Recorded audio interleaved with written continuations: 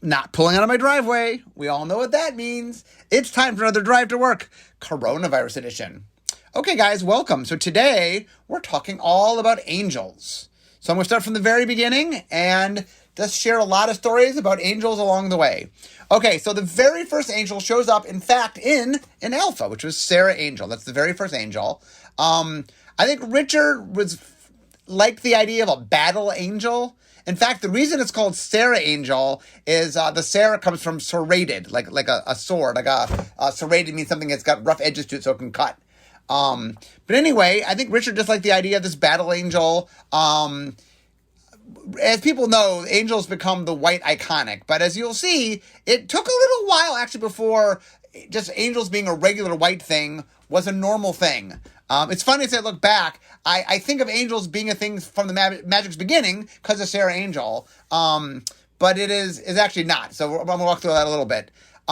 Anyway, Sarah Angel, so when Alpha first got printed, vigilance wasn't yet a thing. I mean, it wasn't a keyword. And for the longest time, we just called it the Sarah ability because that's what Sarah Angel did. So, but Sarah Angel out of the gate was a very popular card.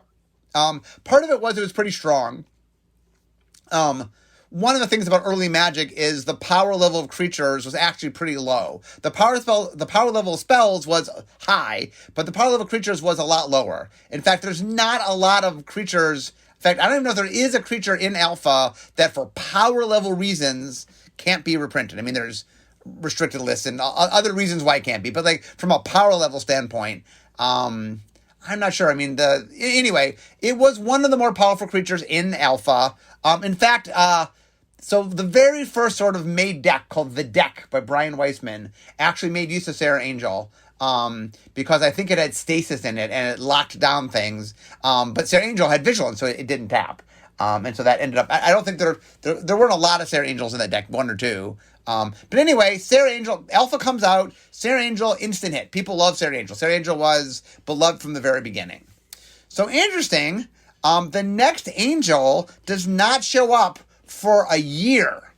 So it does not show up until Legends in the summer of, so the game comes out in 1993. It's not till a year later. So the game comes out, it's a big hit. And then we start making expansions. So Arabian Nights is the first expansion, Antiquities is the second expansion, Legends is the third expansion. So it's not until the third expansion of Magic that a second angel is made. And even then, that angel, there's two quote-unquote angels in the set, one of which wasn't an angel at the time, and one of which was. So let's walk through those. So Fallen Angel, so real quickly, Sarah Angel was 3 white, 4/4, flying vigilance. Vigilance was written out in Alpha, but it had vigilance. Fallen Angel is 3 black, 3/3 flying. Sacrifice a creature to give Fallen Angel +2/+1 till end of turn. So the second angel ever made was a black angel, playing into the trope of a fallen angel. One of the funny things about the card is, on the art, you literally can see the scar where the wings have been ripped off the fallen angel. Yet it can fly, which was a little on the confusing side point. I think the idea of angels flying was pretty important. It's why it flew. But it's interesting to point out that, like, the second angel ever is not even a white angel. Like, angel comes out, 2 other sets go by, no angel. Finally, the third set has an angel. It's not even a white angel. So the idea of it being white's iconic sort of creature happens, and as you'll see, we'll get there. But it doesn't happen right away.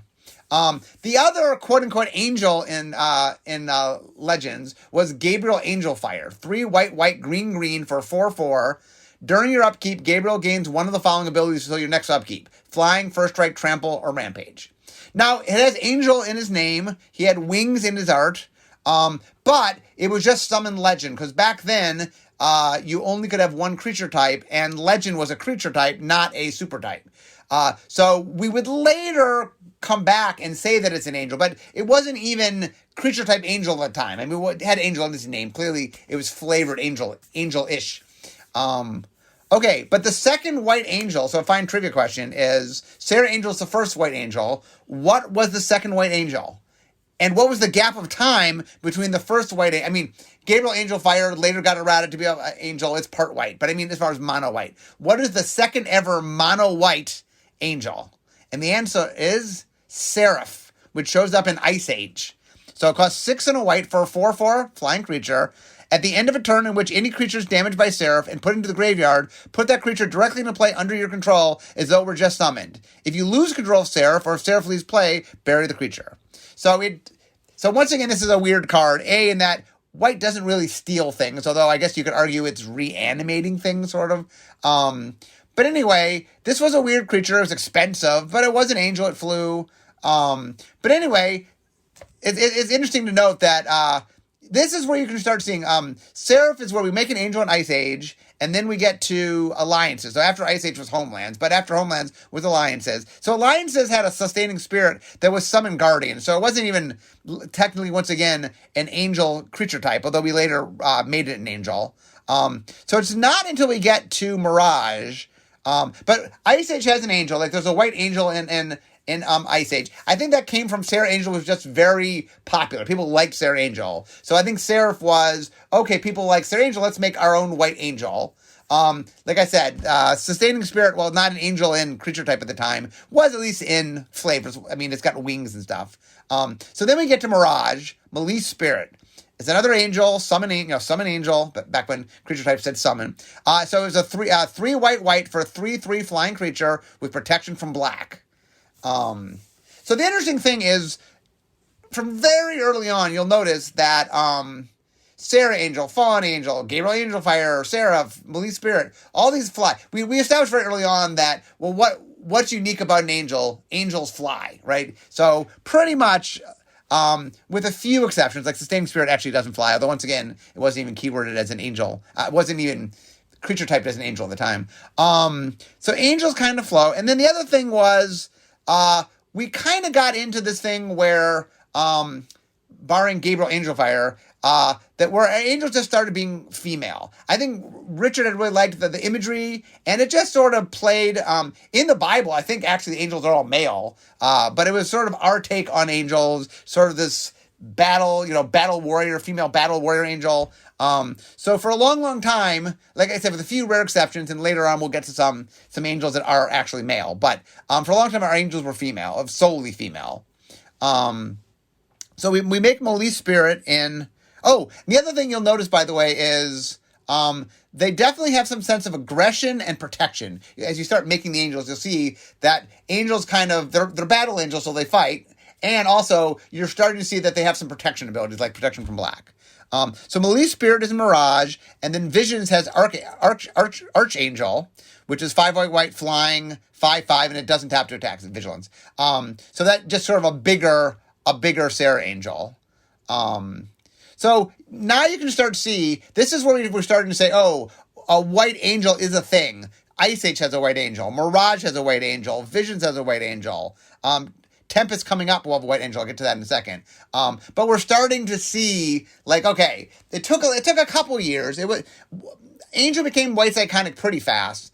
But it actually is funny when you go back and look at it. It really takes 2 years before, like, the second mono white angel even appears. So it took a little bit of time. I mean, Seraph Angel was very, very popular. It saw a lot of play. And you clearly could see its influence in stuff that's coming. But it did take a little while to form. So in Vision also has Guiding Spirit, 1 white blue, 1/2 flying. Tap at the top card of target player's graveyard is a creature card. Put that card on top of that player's library. There's a little bit of flavor of reanimation going on with angels. Over time, early Magic, Black and White both did straight reanimation, and with time, we started having White do more small reanimation. It occasionally can reanimate bigger things, but most of the time now, Black reanimates anything, and White reanimates smaller things. Then in Portal, we see Starlit Angel, 3 white, 3/4 flying creature. Okay, then we get to Tempest. So Tempest has Avenging Angel. So Avenging Ale is 3 white, 3/3 flying. If Avenging Ale is put into any graveyard from play, you may put Avenging Angel on top of its owner's library. Okay, so there's an angel that is a battle angel that also kind of protects itself. There's Angelic Protector in Tempest. If Angelic flying, 3W, 2/2 flying, if Angelic Protector is a target of a spell or ability, it gets +3/+0 end of turn. So it kind of protects itself, especially from red direct damage spells. And then we get Selenia Dark Angel. So Selenia, 3 white black. 3/3. So at the time it was Summon Legend, because creature types weren't one creature type, and Legend was still a creature type. But in her text it said flying. Selena Dark Angel counts as an angel, so that's how we made her an angel back then. And then pay 2 life, return Selena to its owner's hand. So Selenia is from the Weatherlight Saga. So what happened was, when Michael Ryan and I were trying to make the cast of characters, we had a list of things we wanted to do. And one of the things we wanted to do was make an angel that was a character, but it didn't end up making sense on the boat. So we ended up in the character of Krovax. One of the storylines was he had this angel that was part of a cursed item, and that he could summon the angel, and the angel would serve him.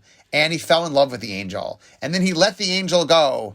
And as soon as he let the angel go, she left. She fled. And part of the reason that he goes on the journey is he wants to find Selenia. Because part of the curse is it sort of makes him obsessed with Selenia. And in fact, Selenia will be the cause that curses him, where the curse is finalized, and Krovax becomes a vampire. But anyway, we wanted to make Selenia. We liked the idea that she was an angel, so we made her white, but she was kind of an evil character. Had definitely some nefarious means, pretty selfish in some ways. So we made her white-black. Selenia is the first legendary angel. Gabriel Angelfire technically is the first, but it wasn't.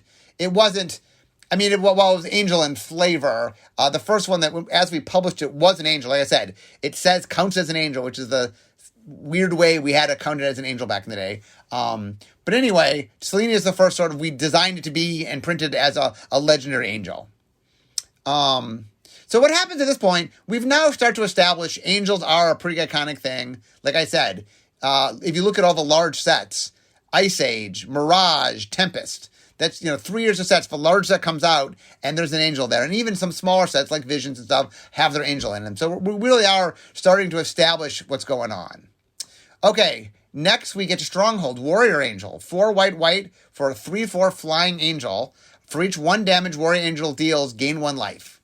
Okay, so you start to see Lifelink show up here. So Lifelink, the first card, there was a black creature in Arabian Nights that had the ridden out, but kind of like Lifelink. And then there's a card called Spirit Link in Legends that had a similar ability to Lifelink.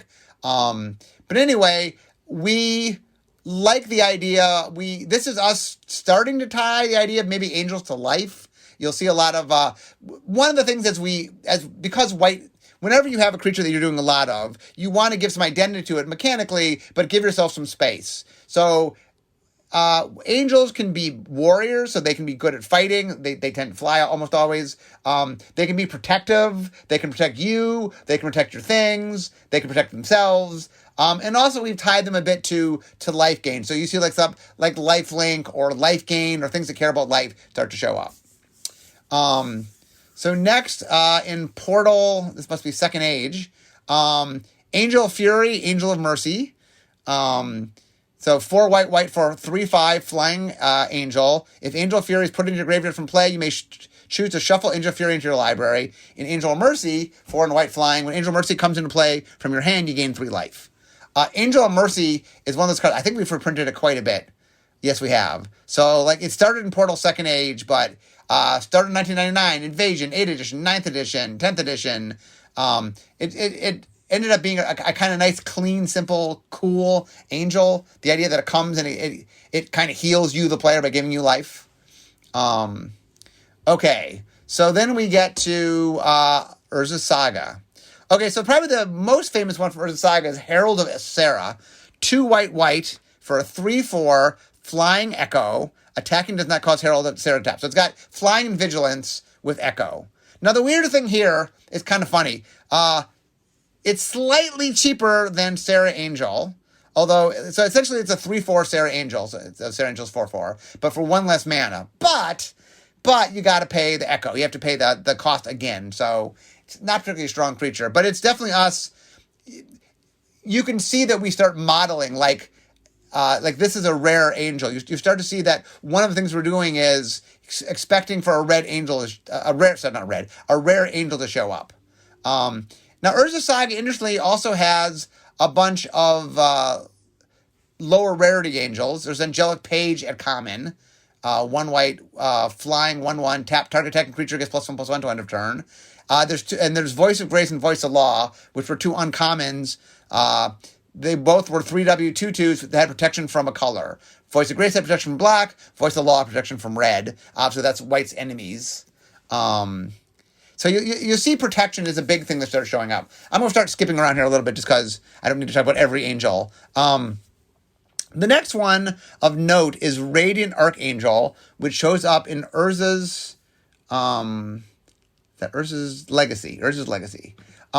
So Radiant is a legendary creature. 3 white, summon legend, flying. Radiant Archangel counts as an angel, so she's a legendary angel. Attacking doesn't cause Radiant to tap, so she has vigilance. Radiant gets +1/+1 for each other creature with flying in play. So Radiant, in the story, Urza needed an energy source, and he realizes that there's this artificial plane called Sarah's Realm that Sarah had made, where a lot of the Sarah angels live, or some of them. And he realizes that it's unstable and that it will eventually collapse. Not currently, but so he decides that he's going to prematurely collapse it so that he can get the energy out of it because he needs the energy to fight the Phyrexians or whatever. And Radiant is the leader of the angels and like, no, you can't do that. And he's like, no, I'm doing it. I'm just telling you to leave because I don't want anybody, I don't want people to die. So get out of here. I'm blowing up I'm collapsing the world. And Radiant refused to leave. So Radiant, I think, is the second legendary angel, with the Gabriel Angel Fire exists. It is a legend. It is flavors an angel. We did not label an angel until much, much later. So as far as we made an angel, it's a legendary angel. We meant it to be an angel. It says on it angel. Radiant was the second one. Radiant's more interesting, by the way. I mean, it's kind of funny that the first 2 angels we make that are legendary, both are, I wouldn't say, both of them definitely have a darker side to them. Radiant was trying to save her home. There's some argument that Urza's the bad guy here, but she definitely is a little on the rough side. But once again, you'll see it's funny. Angels are very influenced by Sarah angels. Vigilance becomes a common reoccurrence on angels. Flying is a given. And here, you can see what we're doing is we're trying to make the first angel that it's a build around deck. And because there weren't enough angels yet, we didn't give it +1/+1 for other angels. We said flying because there just weren't enough angels yet. And there weren't enough small angels to make the deck work. So by caring about flyers, it was the first kind of angel build-around deck that gave you enough tools to make an angel deck, but secretly it kind of had to be an angel and white flyer deck. Or it doesn't even have to be mono-white. Just give you something to build around. Okay, so at this point, by the way, you'll notice that most sets have an angel in it. In Urza's Destiny, we make Voice of Duty and Voice of Reason, which are the protection from blue and protection of green versions of the Voice of Grace and Voice of Law. So it's a cycle in that it's white getting protection from every other color. I think we eventually made a protection from white one, I think, but not during this year. Anyway, so angels become, at this point, angels are clearly the white's iconic, meaning that we make them in most sets. It's something the players look forward to, that just, we found that what an iconic is a creature that embodies the essence of what the color is. And white is very about protection and healing and, morality, and being lawful. And the angels really came to be the epitome of sort of that, especially sort of on the morality end of things, of standing for what is right and fighting for the right cause and stuff. Okay, next up, let's see, I'm going to zoom through it a little bit. We have Raya Dawbringer. That's another legendary creature. So we like making legendary angels. They're kind of fun. Raya Dawbringer is, what's that she's from? She's from Invasion. So she is 6 white. So 9 mana total, 3 of which is white. She's a 4/6 flying creature. She's a legendary angel. At the time, an angel legend, because legend wasn't yet a super type. At the beginning of your upkeep, you may return target creature card from your graveyard to play. So Raya is, I think, still pretty popular. Like I said, we've shifted away from white just reanimating anything. We do it on rare occasion. But the idea of white sort of bringing things back is another flavor that we've played from time to time. So I will note, also in Invasion, we have Crypt Angel. 4 and a black, 3/3 angel, flying, protection from white. When Crypt Angel comes into play, return target blue or red card from your graveyard to your hand.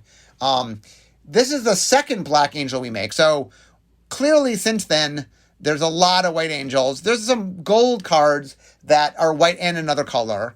And there's white and blue, there's white and black. But this is the first time we get a second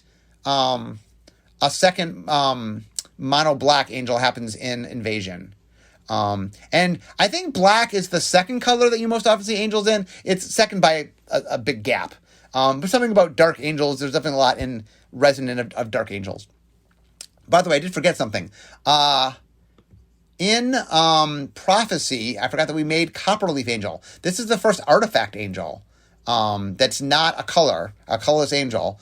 It costs 5 mana for 2/2 flying. Tap, sacrifice X lands, put X+1/+1 counters on Copperleaf Angel. Prophecy had a land sacking theme. So what else is next? So Desolation Angel shows up in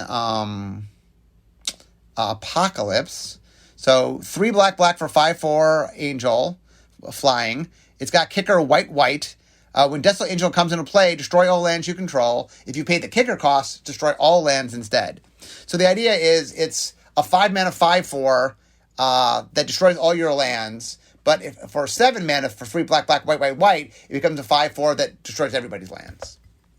Okay, next up, a very popular angel, Lightning Angel, also from Apocalypse. So it is 1 red, white, blue. So this is the first 3-color angel.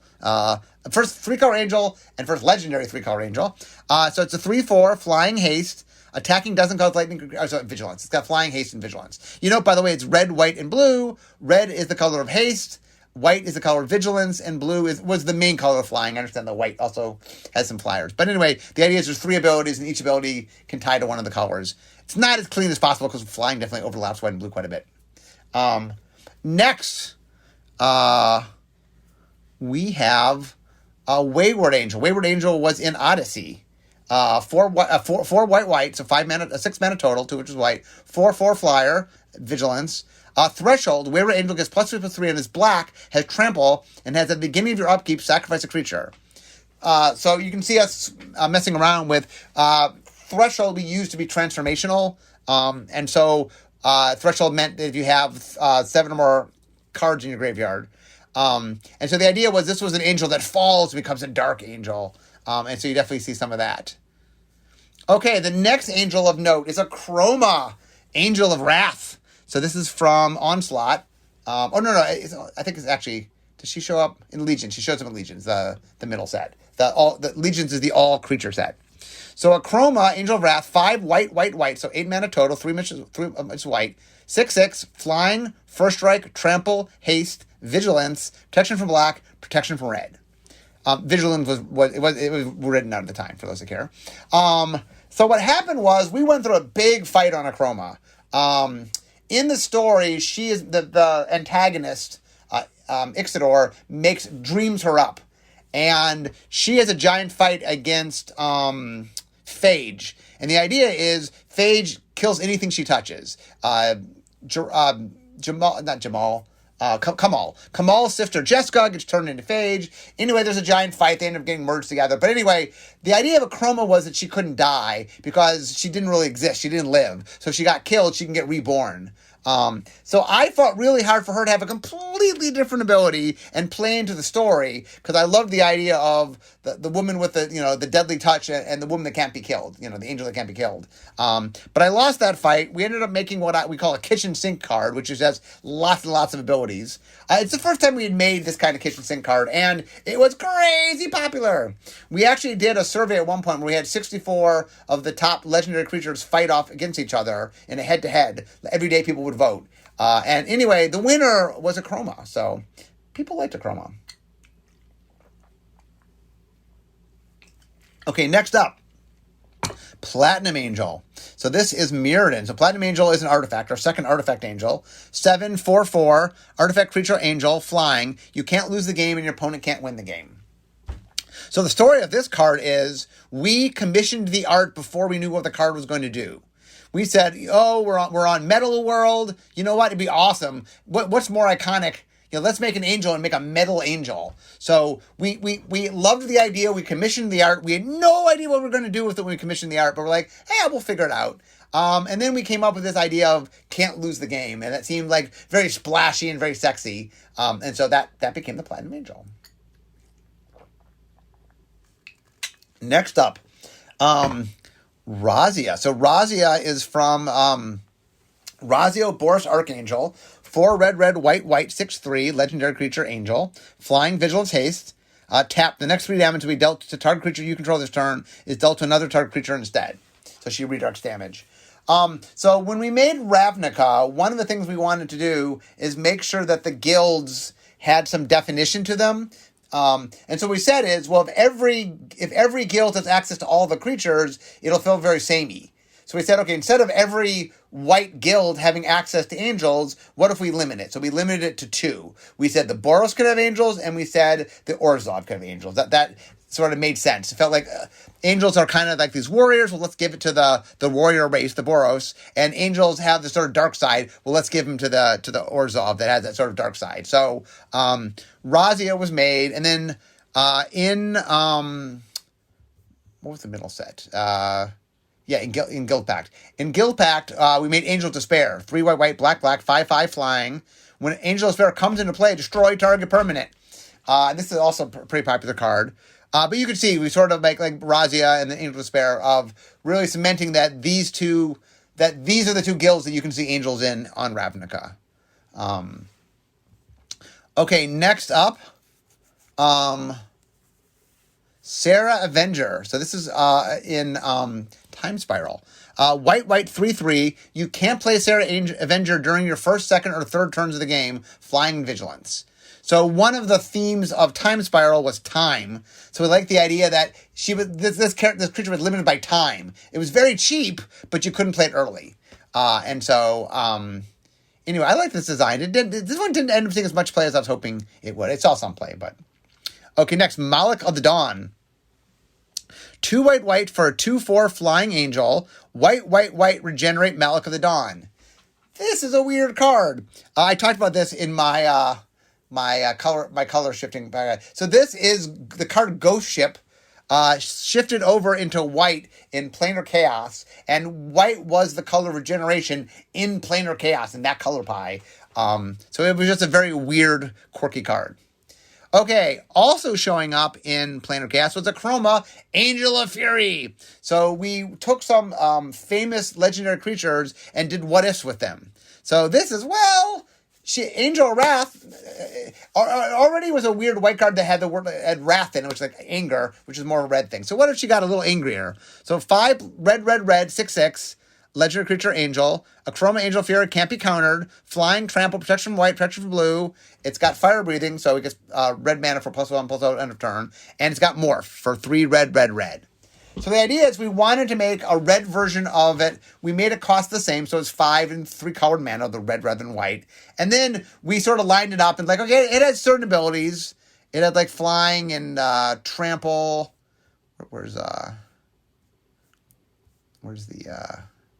It's flying and trample.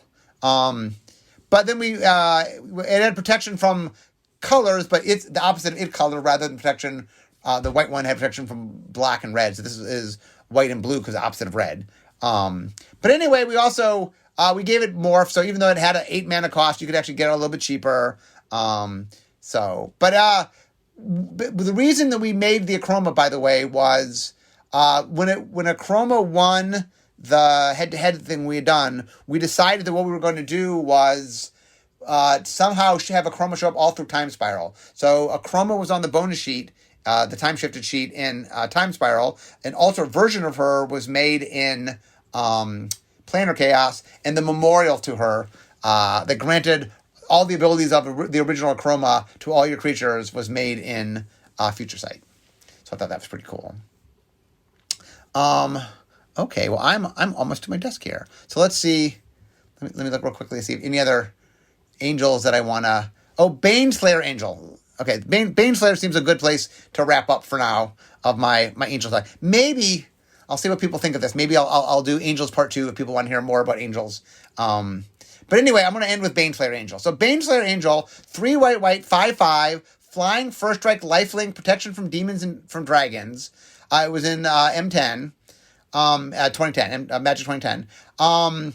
This was a set that Aaron kind of redefined what it meant to be a core set. We started having new cards for the first time in a core set. And so they made this Baneslayer Angel. Now, originally, it was flying, I think it was flying vigilance, lifelink, protection from demons, protection from dragons, 3 white. And we said, oh, come on, Sarah Angel's in the set. Don't make it strictly better than Sarah Angel. So we convinced him to change it from vigilance to first strike, just to make it a little bit different. I mean, look, the card's better than Sarah, but this was us really kind of pushing. This is definitely one of the most pushed of our angels. But the idea was that Magic 2010 was trying to make very let's kind of reimagine what it was to be the core set. Wanted to make some bold new cards. And anyway, this was fun. I really love protection from demons and dragons. It's what we call trinket text, and that it's more flavor than functional, but there have definitely been environments where it really did matter that had protection or from usually dragons is the one that mattered more. But it is the kind of thing that it doesn't often matter. It's really flavorful, but every once in a while it comes up and it matters and it's pretty cool. So anyway, that is me talking about angels. So if you guys like this, maybe I can do another angels. I only got up through Magic 2010, so there's some angels left to talk about. But anyway, I can see my desk. So we all know what that means. It means it's the end of my drive to work. So instead of talking magic, it's time for me to be making magic. So anyway, guys, glad you joined me for my trip through angels today. But it's time for me to go, so I will see you next time. Bye-bye.